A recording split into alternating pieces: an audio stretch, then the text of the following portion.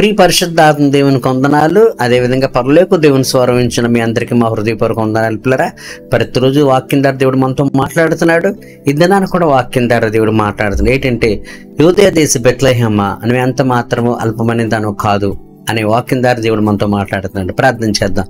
ఉదయ కాల సమయంలో తండ్రి పరలోక దేవుని స్వరం ద్వారా మీతో మాట్లాడుతున్నారు. నీకు వందనాలు. ఈ పరలోక దేవుని స్వరం బిడ్డలందరూ కూడా దీవించి ఆశీర్వదించమని, సమస్త మహిమా ప్రభావాలు మీరే పొందే మమ్మల్ని మరుగుపరిచి మాట్లాడమని యేసునామమున వేడుకొంచున్నాం తండ్రి, ఆమేన్. ఓకే పిల్లరా, మత్తయి సువార్త 2వ అధ్యాయము 4వ వచనం చూసినట్టయితే, కాబట్టి రాజు మత్తయి సువార్త 2వ అధ్యాయం 3వ వచనం పిల్లరా, ఈ రోజు రాజు ఆ సంగతి విని అతడు యెరూషలేములో అందరూ కలబడబడి, కాబట్టి రాజు ప్రధాన యాజకులను ప్రజల్లోని శాస్త్రులు అందరినీ సమకూర్చి క్రీస్తు ఎక్కడ పుట్టినా అడిగారు. అందుకు వారు యూదా దేశపు బెత్లెహేములో, ఏలనగా యూదా దేశపు బెత్లెహేమ నువ్వు యూదా ప్రధానులు ఎంత మాత్రం అల్పమైన దానివి కావు, ఇశ్రాయేలును నా ప్రజలను పరిపాలించే అధిపతి నీలో నుండి వచ్చును అని ప్రవక్త ద్వారా రాయబడి ఉందని చెప్పాను. కనుక యేసుక్రీస్తు పుట్టినప్పుడు ఒక నక్షత్రం కనిపిస్తుంది. ఆ నక్షత్రం ఆకాశంలో కొత్తగా పుట్టది. ఆ నక్షత్రాన్ని తూర్పు దేశంలో ఉన్నటువంటి ఖగోళ శాస్త్రజ్ఞులు చూసి ఇది యేసు క్రీస్తు అనే ఒక రాజు పుట్టాడని గ్రహించి ఆ తూర్పు దేశం నుంచి కొన్ని 100 కిలోమీటర్లు ప్రయాణం చేసి యూదా దేశంలోకి వస్తారు. యూదా దేశంలో ఉన్నటువంటి హెరోదు రాజు దగ్గరికి వాళ్ళు వెళ్తారు. వెళ్ళి ఇక ఈ క్రీస్తుగా పుట్టినవాడు ఎక్కడున్నాడు, యూదుల రాజుగా పుట్టినవాడు ఎక్కడున్నాడు, మేము ఆ నక్షత్రాన్ని చూసి వచ్చామని చెప్పేటప్పటికి హెరోదు కంగారు పడిపోతాడు. ఏంటంటే నేను రాజుగా ఉండి వేరొక రాజు పుట్టడం ఏంటి అని కంగారు పడిపోయి ఎక్కడ పుట్టాడో చూడండి అని అక్కడ ఉన్న శాస్త్రుల్ని ప్రధాన యాజకులను అడిగితే వాళ్ళు అంటారు, ఎక్కడంటే ఇగో ఏలే అనగా ధర్మశాస్త్ర గ్రంథం ఇలా రాయబడింది, ఏలే అనగా యూదా దేశ బెత్లెహేమ నువ్వు యూదా ప్రధానుల ఎంత మాత్రం అల్పమైనదనో కాదు, ఇశ్రాయేలు పరిపాలించే అధిపతిని నీళ్ళుండి వచ్చునని రాయబడిందని చెప్తారు. ఇలా అంటే అర్థం ఏంటి, యూదా దేశ బెత్లెహేములోనే క్రీస్తు పుడతాడు ఇది రాయబడి ఉన్నది అని చెప్పినప్పుడు అక్కడ వాక్యం ఉందంటే యూదా దేశ బెత్లెహేమ యూదా ప్రధానులు ఎంత మాత్రం అల్పమైన దానివి కాదు, ప్రజలను పరిపాలించే అధిపతి నీలో నుండి వచ్చును అని వాక్యం రాయబడింది. బహుశా యూదా దేశ బెత్లెహేమ అనుకుని ఉంటుంది నేను చాలా చిన్నదాన్ని, చాలా చిన్న గ్రామం అని. బహుశా యెరూషలేముతో పోల్చుకొని, హెబ్రోన్తో పోల్చుకొని, లేదా గల్లియా ప్రాంతంతో పోల్చుకొని, యోర్దానుతో పోల్చుకొని, కపెర్నహూముతో పోల్చుకొని, కొరాజీనుతో పోల్చుకొని, అనేకమైన ప్రాంతాలతో పోల్చుకొని ఆ పట్టణాలంత గొప్ప పేరున్న పట్టణం కాదు, నేను అంత పెద్ద గ్రామాన్ని కాదు అని అనుకుని ఉండొచ్చు, అనుకుని ఉండుంటది పిల్లరా.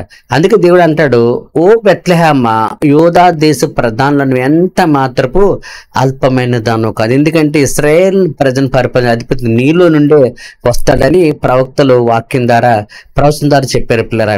కనుక ఈ యూదా దేశ బెత్లెహేమ అల్పమైన దాన్ని అనుకుంటుందట. దేవుడు అంటాడు అల్పమైన దాని కాదు, క్రీస్తు అనబడే మెస్సియా నీలోంచి వస్తాడని వ్రాయబడింది.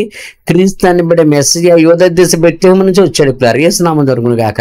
చూడండి, ప్రపంచవ్యాప్తంగా అనేక మంది ఇజ్రాయెల్ దేశం వెళ్ళినప్పుడు ఏ ప్రాంతాన్ని చూసినా చూడకపోయినా యూదా దేశ బెత్లెహేమును మాత్రం ఖచ్చితంగా చూస్తారు. ఈ క్రిస్మస్ వచ్చిందంటే యేసు ప్రభు పుట్టిన ఆ సత్రువు ఆ పశువులు చుట్టున్న స్థలంలో గొప్ప అందమైన శృంగారమైన మందిరాన్ని కట్టారు. ఆ మందిరం దగ్గర కొన్ని లక్షల కోట్ల మంది వెళ్ళి ఆ ప్రభు పుట్టిన చోటును చూసి ఎంతో సంతోషించి ఎంతో ఆనందిస్తుంటారు. మరి ఈనాడు యూదా దేశ బెత్లెహేముకి ఎందుకు 100 వేల మంది, లక్షల మంది, కోట్ల మంది వెళ్ళి ఆ ప్రభు పుట్టిన చోటును చూస్తున్నారు పిల్లరా? కారణం ఏంటంటే యూదా దేశ బెత్లెహేములో యేసుక్రీస్తు ప్రభు పుట్టాడు పిల్లరా.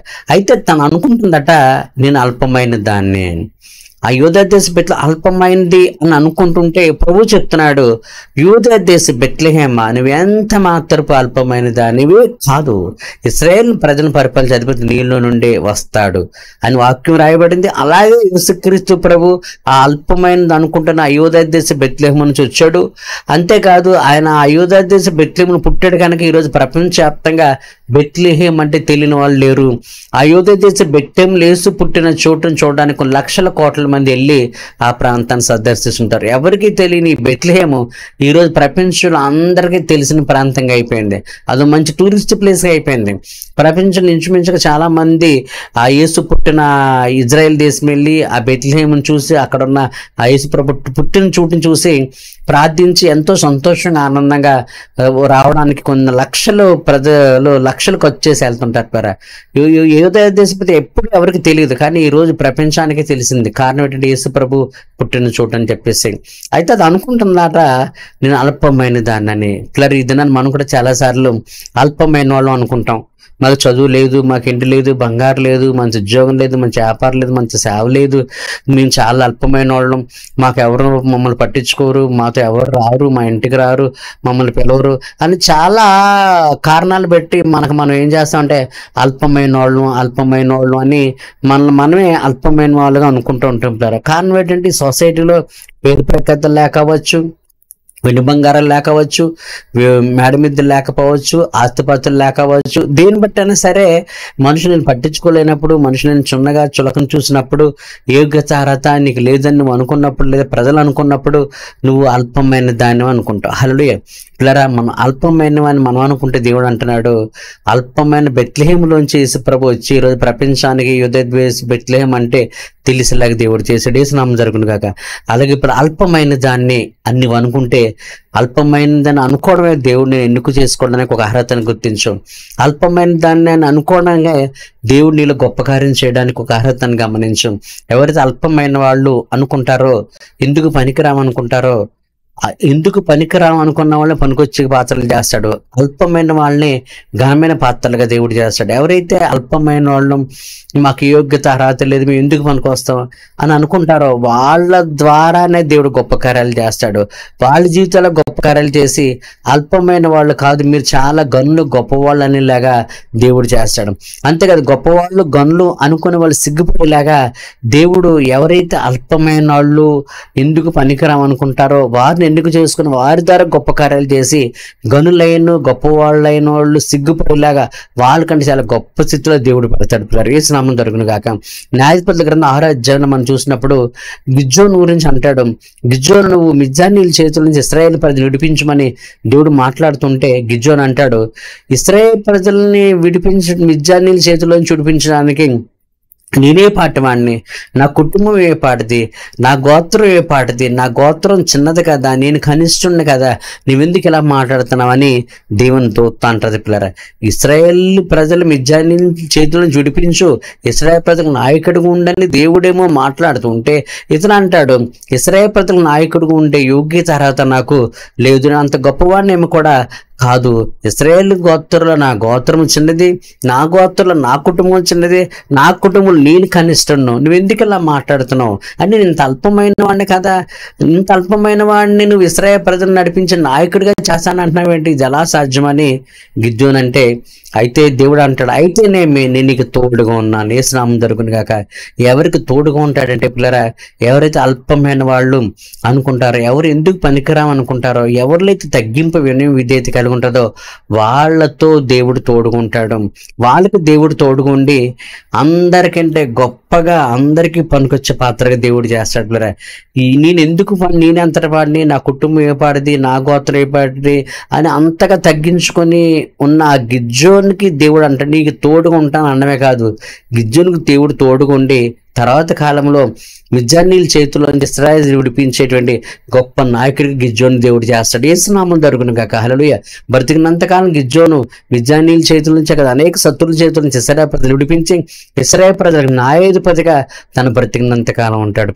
ఎవరి గిద్యోను నాయకుడిగా అమ్మంటే నేనే పట్టవాడిని, నా కుటుంబం ఏ పాడది, నా గోత్రం ఏ పాడది అని తను తాను అల్పమైన వాడిగా ఎంచుకున్న ఈ గిద్యోన్ని ఇశ్రాయేల్ ప్రజలు నడిపించే నాయకుడిగా న్యాయాధిపతిగా చేసి మిద్యానీయుల చేతులను జుడిపించే గొప్ప వ్యక్తిగా దేవుడు తీర్చిదిద్దుతాడు. పిల్లరా, బ్రతికినంతకాలం కూడా గిద్యోను ఇశ్రాయేల్ ప్రజలకి నాయకుడిగా ఉంటాడు. పిల్లరా, తర్వాత కాలంలో మళ్ళీ మొదటి సమూయేలు దగ్గరికి వచ్చేటప్పటికి 9వ అధ్యాయంలో సౌలు దేవుడు రాజుగా చేస్తాడు. సమూయేలు అంటాడు ఇశ్రాయేల్ ప్రజలకి నువ్వు అధిపతిగా ఉండు, నువ్వు రాజుగుండు, దేవుడు నిన్ను కోరుకుంటాడు అని చెప్తే సౌలు అంటాడు ఇది నువ్వు ఎలా మాట్లాడుతున్నావు, ఇశ్రాయేలు ప్రజలకి రాజుగా ఈ అర్హత నాకే ఉంది, నేను ఎంతటి వాడిని, నా కుటుంబం ఏర్పడది, నేను బెన్యామీన్ గోత్రంలో ఉన్నాను, ఇశ్రాయేల్ గోత్రాలు అన్నింటిలో బెన్యామీన్ గోత్రం ఆఖరి గోత్రం కదా, ఆ గోత్రంలో నా కుటుంబం చాలా చిన్నది కదా, ఆ కుటుంబంలో చాలా కనిష్ఠుని కదా అని నువ్వు ఎందుకు ఇలా మాట్లాడుతున్నావని సమూయేలుతో అంటాడు. అయితేనేమి దేవుడిని ఏర్పాటు చేసుకున్నానని దేవుడు చెప్పి సౌలుని ఇశ్రాయేలు ప్రజల మీద రాజుగా చేస్తాడు. యేసు నామం జరుగును కాక. ఇశ్రాయేలు ప్రజల మీద సౌలు రాజుగా చేయడానికి కారణం ఏంటంటే పిల్లరా, తను ఎంతగానో తగ్గించుకుంటాడు. ఏమనంటే, ఇశ్రాయేలు గోత్రంలో నా గోత్రం చిన్నది, నా గోత్రం నా కుటుంబం చిన్నది, నా కుటుంబంలో నేను కనిష్ఠుణ్ణి అని అంటాడు. ఆ తగ్గింపును బట్టి ఇశ్రాయేలు ప్రజల మీద సౌలు రాజుగా చేస్తాడు పిల్లరా. అదేవిధంగా తర్వాత కాలంలో మనం దావీదు గురించి చూసినప్పుడు సౌలుకి అల్లుడు ఎవరు అవుతారంటే, నువ్వు అల్లుడు అవుతావంటే దావీదు అంటాడు, అల్లుడు రాజుగారికి అల్లుడయ్యే యోగ్యత అర్హత నాకు ఎక్కడుంది? 1 సమూయేలు గ్రంథం 18వ అధ్యాయంలో రాజు అల్లుడకు నేను ఎంతటి వాడిని అని అంటాడు పిల్లరా. తాను ఎంతగానో తగ్గించుకుంటాడు. నేను ఎంతటి వాడిని అన్న దావీదుని దేవుడు సౌలుకు అల్లుడిగా చేయడమే కాదు, తర్వాత భూరాజులో అత్యున్నతుడిగా చేస్తాడు పిల్లరా. కనుక మన వాక్యం ద్వారా చూసినప్పుడు ఎవరిని దేవుడు ఎన్నుకుంటున్నాడు, ఎవరి ద్వారా గొప్ప కార్యాలు చేస్తాడు. ఇశ్రాయేలు ప్రజలు నడిపించిన నాయకుడిగా ఉండమని మోషేని అంటే, నేను ఎత్తివాడిని, నోటి మాంద్యం గలవాడిని, నేను ఎందుకు పనికొస్తానని తను ఎన్నో వంకలు పెట్టుకుంటాడు. ఎన్ని వంకలు పెట్టినా సరే మోషేని దేవుడు వదలడు. ఆ మోషేని ఎన్నిక చేసుకొని ఇశ్రాయేలు ప్రజల్ని ఐగుప్తు నుంచి బయటకు తీసుకొచ్చి గొప్ప నాయకుడిగా చేస్తాడు పిల్లరా. కనుక ధనాన్ని దేవుడు మనల్ని ఎన్నుకోవాలంటే మన జీవితంలో ఉండవలసింది ఏంటంటే పిల్లరా, తగ్గింపు ఉండాలి, వినయం ఉండాలి, విధేయత ఉండాలి. అబ్రహాం అంతటి వాడు అంటాడు, నేను దుమ్ము ధూళి అంటాడు. దుమ్ము ధూళికి ఏ పాట ఉంటుంది పిల్లరా? అంతగా తను తగ్గించుకున్నాడు కాబట్టి అబ్రహాముని వెండి బంగారాలు కలిసి బహుధనవంతుడిగా చేశాడు. హేతుకుమారులు అంటారు, అయ్యా నువ్వు మధ్య మహారాజుల్లో ఉన్నావని. కనుక పిల్లరా, దేవుడు నిన్ను చాలా గొప్పగా చేస్తాడు, చాలా గొప్పగా ఆశీర్వదిస్తాడు, ఆకాశం ఉన్నత దేవుడు నడిపిస్తాడు. అయితే నీకు నాకు ఉండవలసిన గుణం ఏంటంటే తగ్గింపు కలిగి ఉండాలి, వినయము కలిగి ఉండాలి, విధేయత కలిగి ఉండాలి. అల్పమైన వాళ్ళు అన్న సంగతి మనం ఇప్పుడు కూడా మర్చిపోకూడదు. ఎవరు అల్పులైన అనుకుంటా, అల్పులు ఎందుకు పనికిరాము అన్ని తగ్గించుకుంటారో వాళ్ళ ద్వారా గొప్ప కార్యాలు చేసి వారిని ఆకాశం ఎత్తైన స్థితిలో దేవుడు పడతాడు పిల్లరా. మరొక ముఖ్య లక్షణం ఏంటంటే, దావీదు రాజు అయిన తర్వాత కూడా ఏం చేశాడంటే 2 సమూయేలు గ్రంథం 7వ అధ్యాయంలో అంటాడు, ఇంత గొప్పగా ఇచ్చిన ఎంతటి వాడిని నీ పాటు వాడిని అంటాడు. కనుక తగ్గింపు అనేది హెచ్చింపబడడానికి ముందు ఉండాలి, హెచ్చింపబడిన తర్వాత కూడా నేను ఎంతటి వాడని తగ్గింపు ఉండాలి బ్రా. సౌలు హెచ్చింపబడతాడు, కానీ హెచ్చింపబడిన తర్వాత దేవుని వాక్యాన్ని మీరిపోయి దేవుడి మీద తిరుగుబాటు చేసి దేవుడి కృపకు దూరం అయిపోయి రాజ్యాన్ని, తన బిడ్డల్ని, తన ప్రాణాన్ని కూడా కోల్పోతాడు.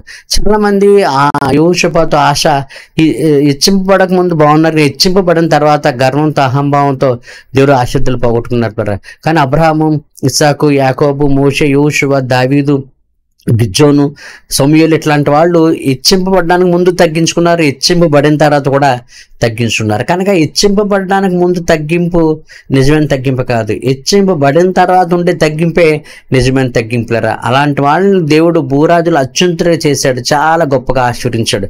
కనుక ఇద్దరు నా ప్రియ సహోదరి సహోదరుడా, ఒక యూదా దేశ బెత్లెహేములాగా అల్పమైన దాన్ని అని అనుకుంటున్నామో అనుకో, పర్లేదు, మంచిది. కానీ దేవుడు నీ ద్వారానే గొప్ప కార్యాలు చేస్తాడు. ప్రపంచానికి నీ బంధుమిత్రుల్లో అందరికంటే గొప్పగా ఘనమైన దేవుడిగా చేస్తాడు.